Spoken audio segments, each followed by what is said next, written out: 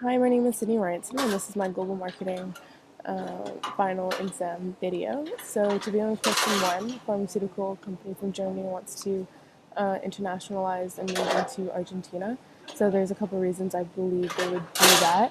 First, being that as a defensive maneuver, they're feeling threatened by the competition in their current region, so they want it to expand and expand quickly. So they can do that through mergers and acquisitions. There might be a few smaller companies in Argentina that interest them, and this is an easy way to relocate and like expand internationally and get a leg up on the competition.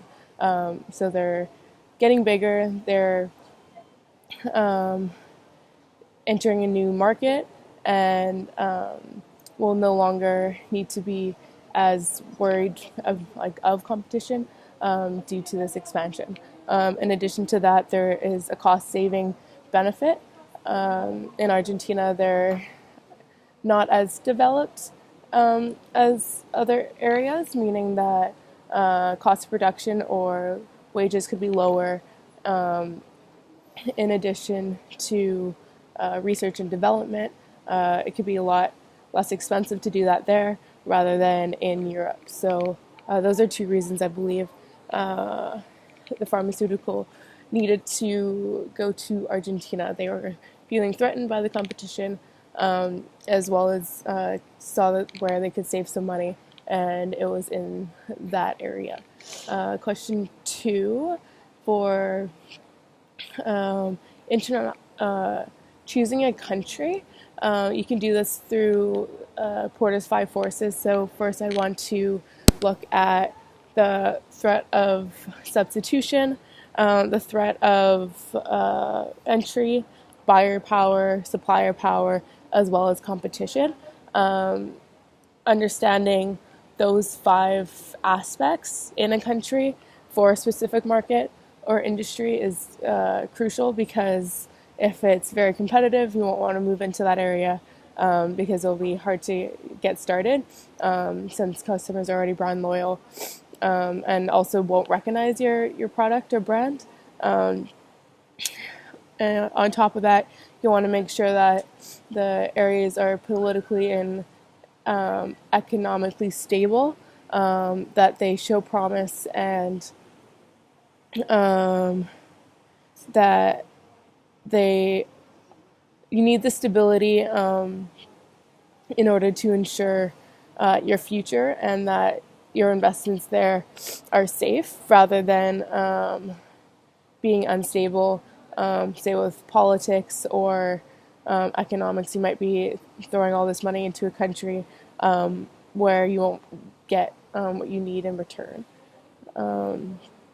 So, Port's five forces and just ensuring like the geographical area, the political and economic stability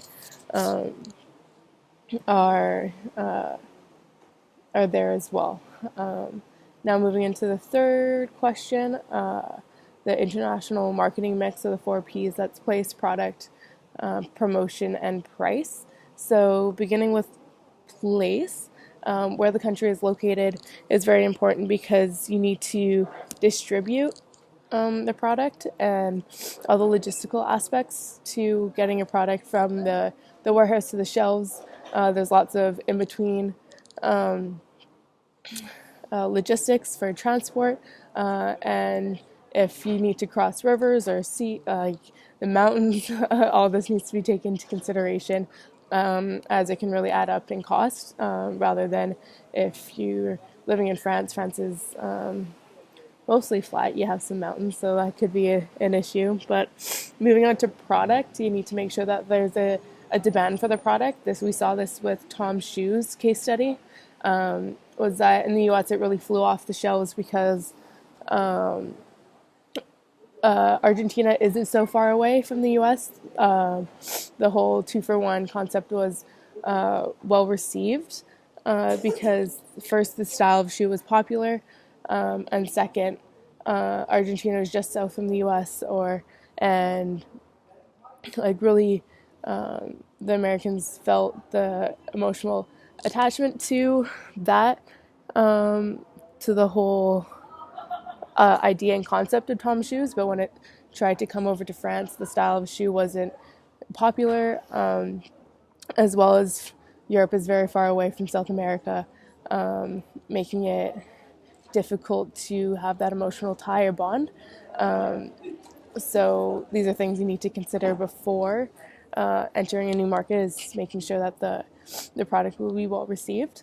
Moving into promotions, so with different countries, there's different languages, different cultures, and you need to make sure that the message is clear, it's properly translated, as many words can mean different things in different languages or can sound like something else. Messages you don't want your messages to be offensive, so that's very important for promotions. And then moving into price. So different countries have different duties and fees associated to products, depending on what they are. So import fees or taxes need to be considered, as well as disposable incomes. For countries can vary a lot, or some countries culturally are okay with spending more on, say, clothes or like items that or more luxury goods, while other cultures like to save their money rather than spend it. So that also needs to be taken into consideration while while choosing a country to infiltrate. And that concludes my video. Thank you.